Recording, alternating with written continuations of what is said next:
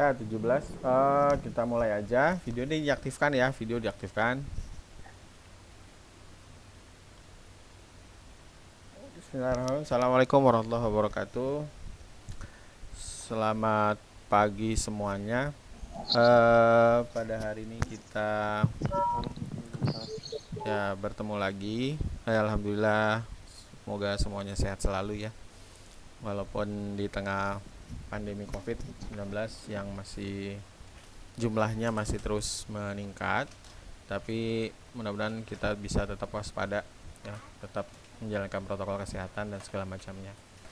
Nah, masih menyambung dengan materi sebelumnya ya, kita masih membahas tentang food security atau ketahanan pangan yang mungkin juga masih relevan ya dengan kondisi saat ini, dimana eh, dimana food security itu juga berkaitan juga salah satunya jika terjadi wabah penyakit, ya, peperangan dan segala macamnya. Jadi kesiagaan atau kesiapan rumah tangga dalam apa namanya, menyediakan atau menyiapkan makanan yang cukup secara kualitas maupun kuantitas. Nah, selama ini ada kendala untuk pelajaran geografi.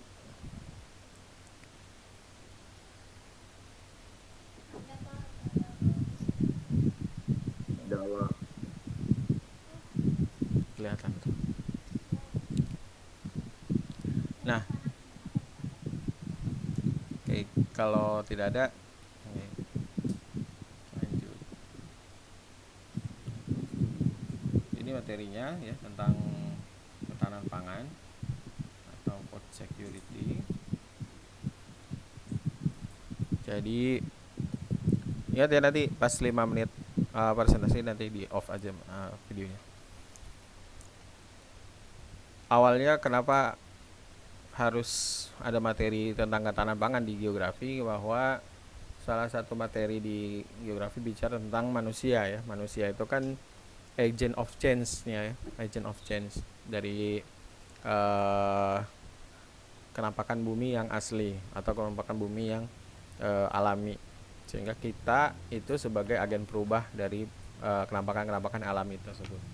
Nah, ternyata manusia itu mengalami pertumbuhan ya, karena ya apa namanya, manusia juga merupakan makhluk hidup yang berkembang biak gitu ya. Makanya kemudian menurut teori Robert Malthus bahwa penduduk itu bertambah menurut deret ukur ya. Kalau deret ukur itu 2, 4, 8 ya. Jadi bertambahnya bisa 2 kali lipat, bisa 4 kali lipat dan segala macamnya, sehingga bertambah menurut deret ukur. Sedangkan bahan makanan yang tersedia di dunia, di muka bumi ini, itu bertambah menurut deret hitung. Itu ya, 1, 2, 3, 4, 5 itu deret hitung. Nah, jadi kalau misalnya penduduk sudah mencapai jumlah angka misalnya 16 gitu ya, maka bahan makanan itu baru sampai 4 ya, gitu. Artinya apa? Artinya ada 4 orang yang dapat makanan, sementara sisanya 12 orang lain itu belum tentu dapat makanan. Nah, itulah kondisi di dunia saat ini. Makanya apa namanya, makanya salah satu apa namanya ya, entrepreneurship yang terbesar itu, apa, kegiatan wirausaha yang terbesar itu salah satunya adalah industri makanan. Ini contoh negara tahun 2009 dan 2050 nanti, bahwa penduduk dunia terbanyak ya itu dari negara Cina tahun 2009 ini, Cina, India, Amerika dan Indonesia. Nanti tahun 2050 Indonesia masih berada di urutan keempat ya, dengan 343 miliar million ya, atau 343 juta. Jadi pertumbuhan tahun 2050 itu hampir 50% ya dari tahun 2009. Ya, makanya apa, disebut sebagai bonus demografi ya, bonus demografi tahun 2050. Maka tahun 2045 dicanangkan sebagai tahun apa? peningkatan generasi emas gitu ya. Makanya dari sekarang mulai dari kurikulum dan segala macamnya dirubah gitu. Apa itu food security? Food security adalah kondisi terpenuhinya pangan bagi setiap rumah tangga yang tercermin dari tersedianya pangan yang cukup baik jumlah maupun mutunya, aman, merata dan terjangkau. Ini Undang-Undang Nomor 7 tahun 1996 tentang pangan. Jadi yang dimaksud dengan ketahanan pangan itu bukannya ketersediaan pangan oleh negara ya, tapi bagi rumah tangga, Artinya di dalam rumah tangga itu kan ada unsur ibu, bapak, anak gitu ya. Nah, semuanya itu harus mengalami ketersediaan pangan, baik secara jumlah ya, jadi jumlahnya cukup, misalnya dalam 1 bulan, dalam 1 tahun, baik itu mutunya, kemudian aman, merata dan juga terjangkau, baik kualitas maupun kuantitasnya gitu ya. Itu yang disebut sebagai food security. Kemudian secara tinjauan pangan bahwa ini dari Undang-Undang Nomor 18 tahun 2012, kondisi terpenuhinya pangan bagi negara sampai dengan perseorangan yang tercermin dari tersedianya pangan yang cukup baik jumlah maupun mutunya, aman, beragam, bergizi, merata dan terjangkau, serta tidak bertentangan dengan agama, keyakinan dan budaya masyarakat untuk dapat hidup sehat, aktif, produktif dan berkelanjutan. Komponen ketahanan pangan rumah tangga. Yang pertama ada kecukupan ketersediaan pangan, kemudian kedua tercukupinya kebutuhan konsumsi, yang ketiga distribusi pangan yang merata. Ini komponen-komponen dari ketahanan pangan rumah tangga. Nah, ini faktor yang mempengaruhinya ada surplus padi, daya beli per kapita, kemudian aksesibilitas pangan. Artinya pangan walaupun ada banyak tetap harus bisa diakses. Artinya apa? Murah gitu ya, bisa dibeli oleh masyarakat banyak. Jangan pangannya banyak tapi tidak bisa diakses oleh masyarakat gitu. Indikator pangan ketahanan pangan rumah tangga dan tingkat kerusakan itu juga menjadi indikator ya. Kemudian ketersediaan pangan di rumah tangga, proporsi pengeluaran pangan, kemudian fluktuasi harga pangan, kemudian keadaan konsumsi. Ini menurut Suharjo tahun 1996. Kemudian menurut Yustika, ketahanan pangan ditentukan oleh jumlah faktor berikut. Lahan ya, makin besar lahan makin bisa terpenuhinya kualitas dan kuantitas dari pangan. Infrastruktur ya, makin majunya negara itu juga makin bisa mempertahankan ketahanan pangannya. Kenapa di Vietnam itu jauh lebih maju, padahal Vietnam juga mengalami krisis dalam ketahanan pangannya, tapi dia bisa mengimpor beras sampai ke Indonesia bahkan. Kenapa demikian? Karena lahan, infrastruktur ya, kemudian teknologi, keahlian, wawasan, energi, dana, lingkungan fisik, kemudian relasi kerja, kelulusan inputnya itu jauh berbeda dengan di Indonesia gitu ya. Kalau di Indonesia petani itu rata-rata ekonominya lemah, sementara kalau di luar negeri ya, di Eropa, di Amerika itu petaninya adalah petani-petani kaya gitu ya, sehingga mereka mengolah sendiri, bahkan punya pabrik di lahannya sendiri gitu untuk mengolah bahan makanan. Jadi tidak seperti di kita ya, petaninya walaupun mengolah beras ya, lahan 1 hektar, tapi ketika dijual ya nggak terlalu banyak gitu, nggak terlalu besar, makanya masih banyak yang ekonominya lemah. Walaupun memang ekonomi lemah itu punya indikator ya, punya indikator sendiri. Nah, kemudian ada kedaulatan, hak negara dan bangsa yang secara mandiri menentukan kebijakan pangan yang menjamin hak atas pangan dan rakyat. Nah, tingkatan dari ketahanan pangan itu yang pertama adalah kedaulatan. Jadi kita mampu menentukan kebijakan pangan. Kalau Indonesia mungkin sudah dari zaman sejak awal kemerdekaan sudah bisa menentukan kebijakan bagaimana pengelolaan pertanian ya, sehingga menentukan kualitas maupun kuantitas dari pangan itu sendiri, dan setiap periode itu selalu diperbarui dengan kebijakan atau regulasi. Ketika ada teknologi baru, maka teknologi itu kemudian diadaptasi ya ke pertanian, perikanan dan segala macamnya. Kemudian yang kedua ada ketahanan ya. tingkatnya, ada ketahanan. Kondisi terpenuhinya pangan bagi negara sampai dengan perorangan. Nah, kalau di Indonesia itu ditandai dengan apa? Dengan swasembada. Nah, dulu kita pernah swasembada beras. Kalau sekarang ini kemarin swasembada bawang ya. Berarti apa? Berarti jumlah yang ada di kapasitas di di penyimpanan kita, di gudang penyimpanan kita itu jumlahnya itu berlebih. Ya, sehingga kemudian kalau dirata-ratakan dengan jumlah penduduk Indonesia itu mampu bertahan sampai berapa bulan, sampai berapa tahun. Nah, itu berarti itu tingkat swasembada gitu. Nah, sampai kemudian akhirnya apa? Tujuan utamanya itu apa? Kemandirian ya, kemandirian.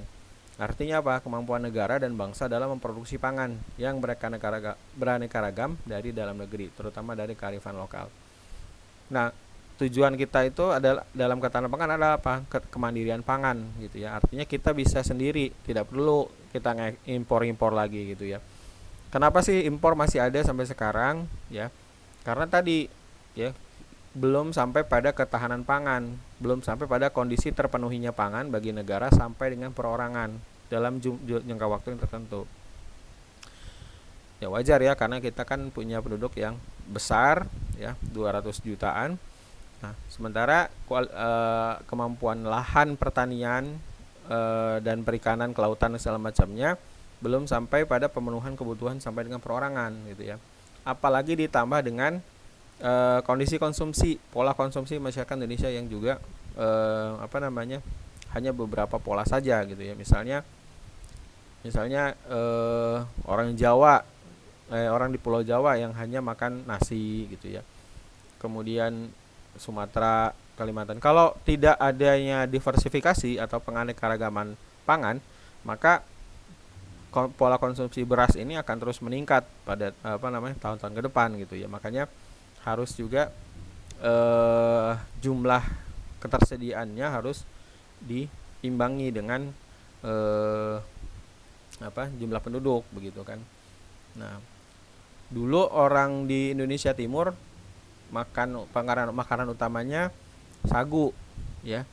Tapi beberapa tahun belakangan ini kemudian mulai berubah ya menjadi beras. Maka ini menjadi beban lagi gitu ya. Sehingga harusnya apa? Harusnya bagaimana? Harusnya itu harus ada penganekaragaman atau diversifikasi gitu. Jadi tidak semuanya pola konsumsinya sama beras gitu ya. Sehingga kemudian nanti akan membebankan ketersediaan pangan berupa beras gitu ya. Apalagi dengan masalah-masalah pertanian, misalnya apa? Keterbatasan lahan ya.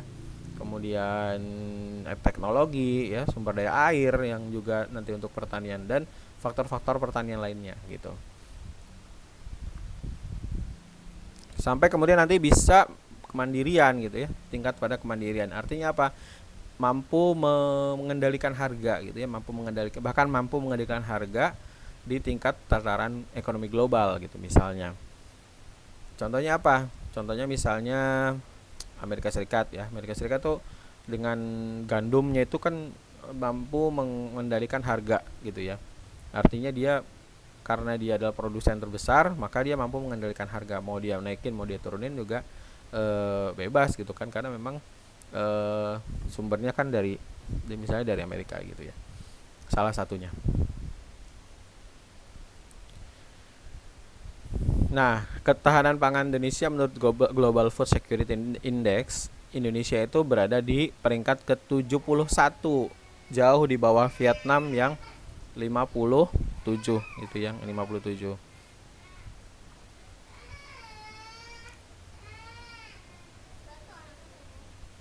Nah, sementara di bawah kita ada Myanmar dan Kamboja.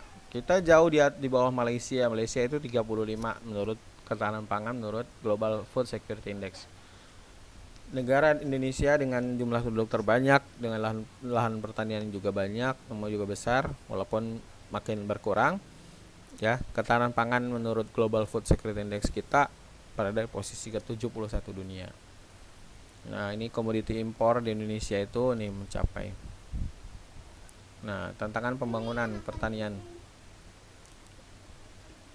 Nah, kenapa bicara tentang pertanian? Karena memang salah satu komoditi pangan ya, salah satunya adalah pertanian. Selain pertanian ada perikanan, perkebunan ya. Nah, tantangan pembangunan pertanian Indonesia itu yang pertama adalah perubahan iklim.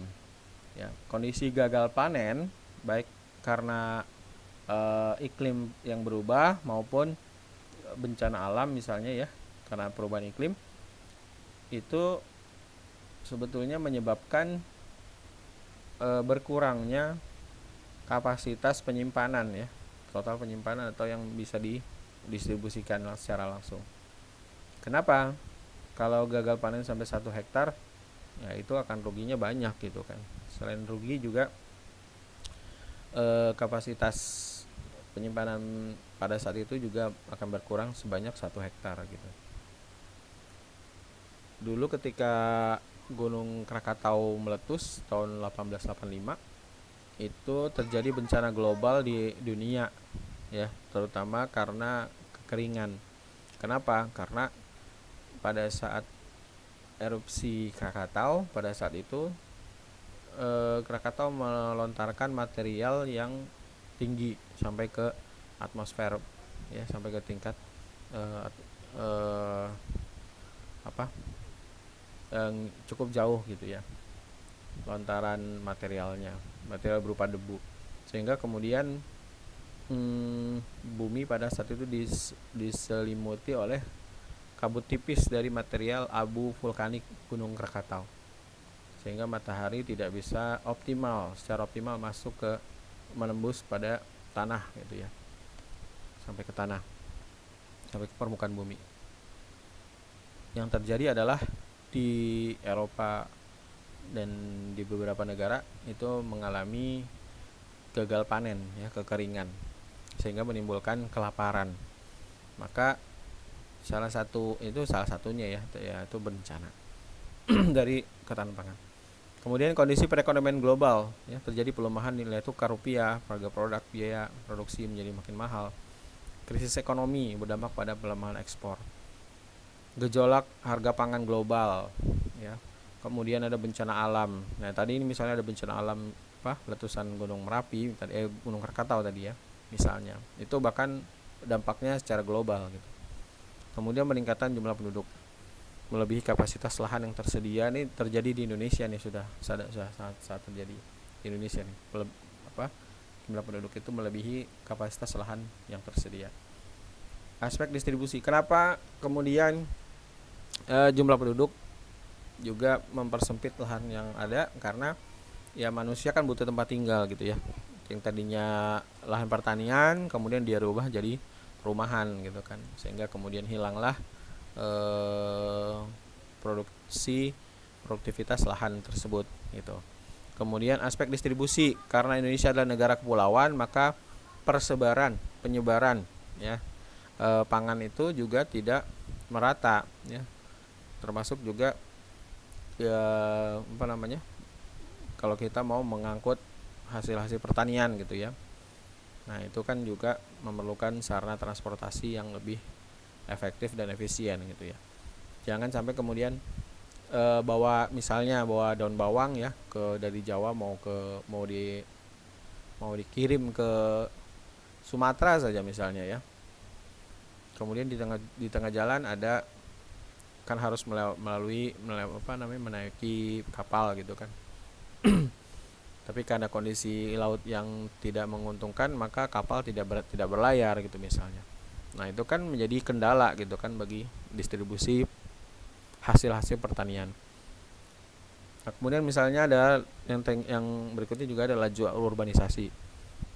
Kenapa laju urbanisasi juga tantangan? Karena semakin banyak faktor-faktor penarik dari kota yang mengakibatkan penduduk muda itu makin tertarik gitu ya untuk keluar dari bidang pertanian, maka kemudian mereka pergi dari desa gitu. Oke. Nah, ini permasalahan pembangunan pertanian, ada lahan, infrastruktur, sarana produksi, regulasi, SDM, dan permodalan. Kemudian partisipasi masyarakat, produsen pertanian, industri pengolahan, pedagang, jasa pelayanan. Partisipasi pemerintah itu meliputi kebijakan ekonomi makro, kebijakan perdagangan, pelayanan fasilitas dan sebagainya. Nah, sesuai dengan RPJMN 2000 ini selama ya. Nah, tapi ini kemarin beberapa yang sudah sudah diatasi oleh pemerintah, yaitu beras bersubsidi untuk rumah tangga miskin atau raskin ya. Supaya apa? Supaya tadi ya pangan itu terdistribusi dan teraksesibilitasnya itu tinggi bagi masyarakat baik segala lapisan. Kemudian ada BLT, kemudian ada World Food Program. Ya, realisasi raskin ini tahun 2008. Kemudian bantuan ini BLT, ya, BLT. Ya.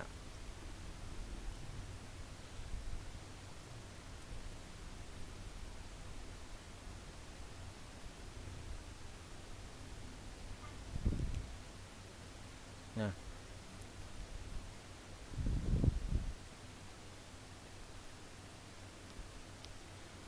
ketahanan pangan itu dipengaruhi oleh kondisi ekonomi ya, kemudian sosial budaya, kemudian juga kondisi fisik. Jadi ini belum ya, nanti dulu.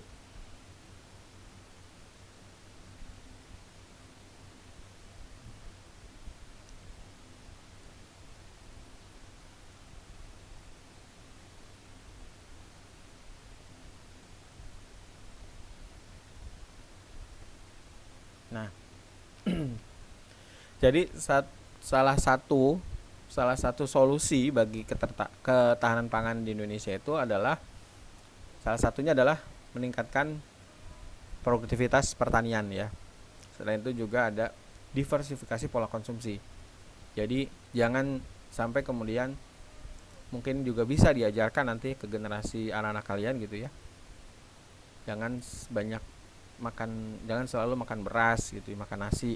Ya, ganti misalnya dengan apa? Dengan jagung, dengan singkong, dengan sagu misalnya. Biar apa? Biar pola konsumsi masyarakat Indonesia itu berubah sehingga ketergantungan akan beras itu akan berkurang gitu ya. Kalau ketergantungan akan beras berkurang, maka lahan pertanian yang ada itu akan bisa mencukupi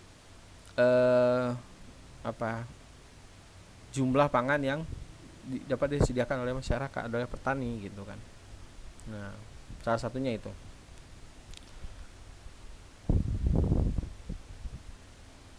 Ya, ini potensi persebaran perkebunan Indonesia untuk ketahanan pangan.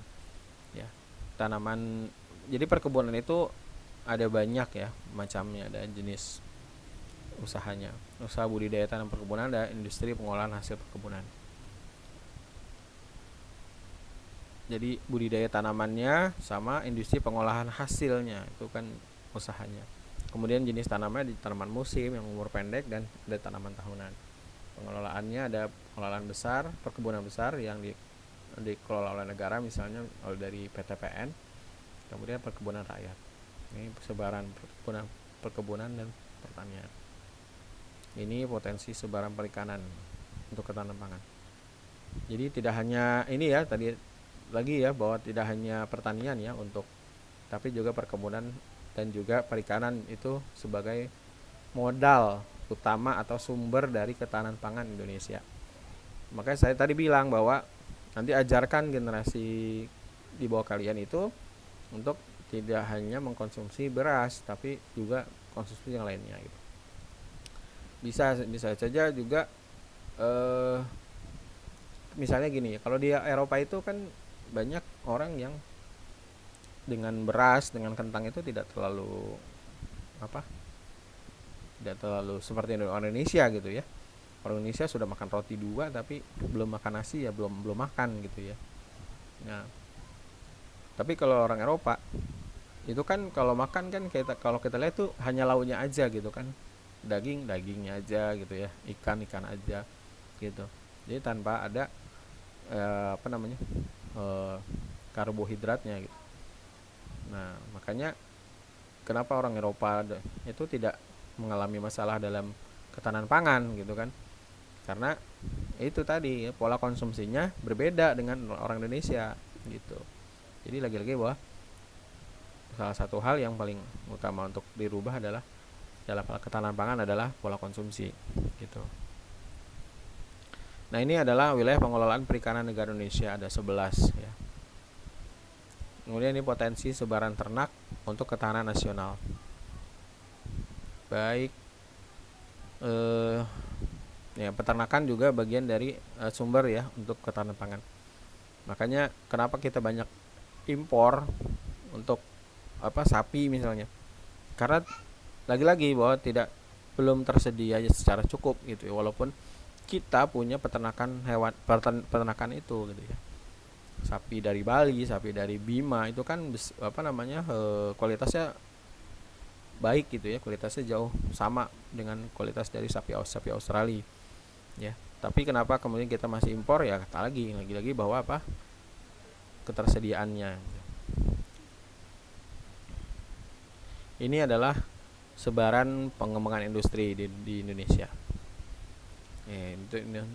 Untuk pekan depan ya.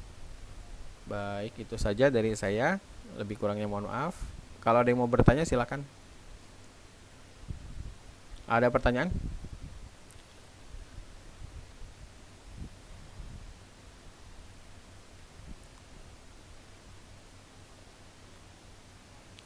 ...22 partisipan. Jumlah siswanya ada berapa?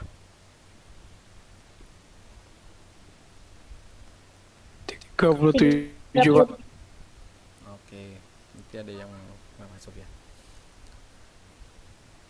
Untuk kisi-kisi UAS ya, ini sampai materi ini ya nanti ya. Kemudian pas untuk ya, pas. Pak. Kemudian untuk keterampilannya nanti di-share di di grup. Tapi tidak terlalu susah lah nanti karena kan waktunya tinggal 1 pekan lagi. Ya. Baik, itu saja dari saya ya. Terima kasih. Selamat pagi. Assalamualaikum warahmatullahi wabarakatuh. Tetap sehat, tetap ikuti protokol kesehatan ya. Jangan lupa tetap di rumah aja. Siap. Ya, terima kasih. Silakan Liv untuk Sama-sama, Pak. Waalaikumsalam warahmatullahi wabarakatuh. Baik, Pak. pagi. Ya, sama-sama.